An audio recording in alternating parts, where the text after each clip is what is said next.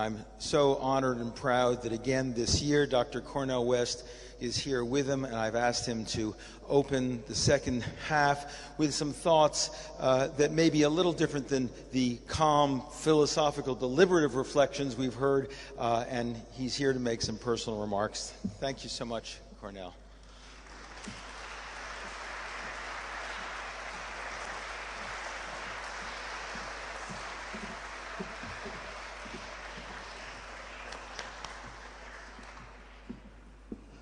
Blessing, what an honor, what a privilege it is for me to stand in this holy space, consecrated by millions and millions of brothers and sisters down through the corridors of time. I want to salute my dear brother, Benjamin Barber. Go back 30 years. Here in this great city of Istanbul we are. Visionary, courageous leader of the interdependence movement. I want to salute His All Holiness Ecumenical Patriarch Bartholomew. Each time I come to Turkey, I feel as if I'm coming home. It's not just that this church, St. Irene Church, resonates deeply with me. My mother is named Irene, and for me, she is a saint. Yeah, give Mama a hand. Give Mama a hand. Give my precious mother a hand. And secondly, I am blessed to have a very, very precious daughter named Dilan Zeytun West, who is a black Kurd whose first language is Turkish. So when I return to Turkey and see her, I think not only of the streets upon which the great James Baldwin walked in exile, but I think also of Dilan Zeytun West. So I do feel at home. And yet at the same time, I am highly cognizant of the fact that 9/11 was a serious day. I was there in New York City. I was on the top of the Marriott Hotel, 42nd Street in Times Square. I saw the second plane hit the tower. I'll never forget it.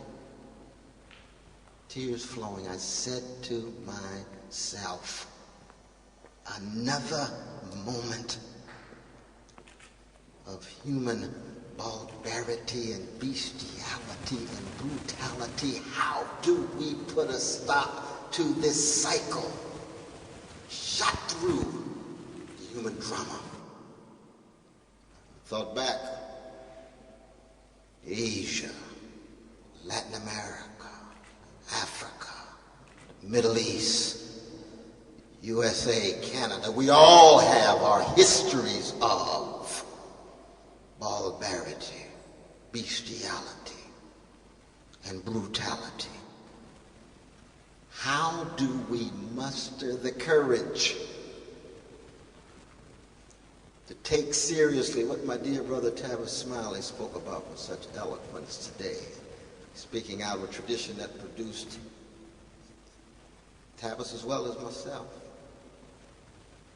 acknowledging that love is no small thing, and we need more public discourse about love connected to our work and our witness.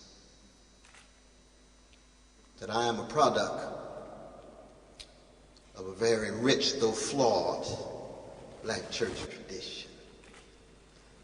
And we take quite seriously the great insights of prophetic Judaism. That 5th chapter of Amos, let justice roll down like waters and righteousness like a mighty stream.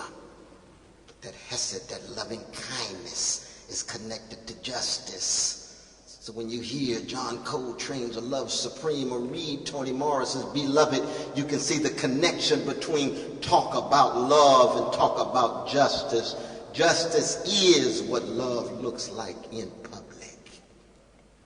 Just as deep democracy, what we're about in this not conference but movement, Deep democracy is what justice looks like in practice, shot through our economy, our culture, and yes, our civil society as well.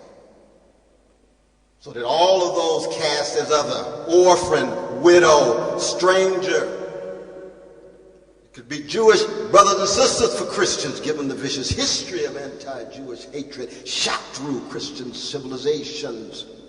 These days it's our Muslim brothers and sisters, oftentimes degraded and demonized, given the kind of stereotypes put forward.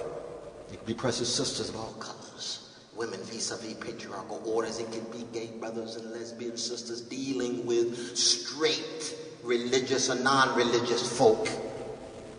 Orphan, widow, stranger, the left out, those rendered invisible, or those who Jesus talked about in the 25th chapter of Matthew, the least of these. This is what we should focus on as we remember those precious and priceless persons who died in my New York City, the Big Apple, on 9/11. Do we have what it takes? It remains an open question. It's like the conclusion of a practical Aristotelian syllogism. It depends on our action. It depends on our character. It depends on our virtue. It depends on our courage. That's what the interdependence movement is all about. And thank God when we run out of words, as we heard with Sister Pam, and as we shall hear with David Lazarus' magnificent opera, as we shall hear from Mansour, when we run out of words and yet refuse to be silent, there's always the music. Let's keep the music.